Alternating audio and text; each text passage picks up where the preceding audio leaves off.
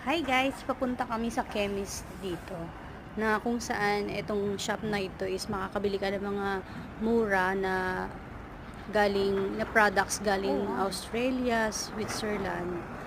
At ayun nga, kaso mo nagkaligaw-ligaw yung mga kasama ko dito. 5 kami dyan eh. So, ito nga nauna na kami. Nauna na yung unang taxi, 3 kami doon. So, ayan, while waiting sa iba, may nakita akong Niton. Niton ba tawag dito? Basta ganon. So, ayan, ang cute-cute niya, guys. Lalo na yung teeth niya. O, diba? Nakangiti. Hi! Yay! So cute.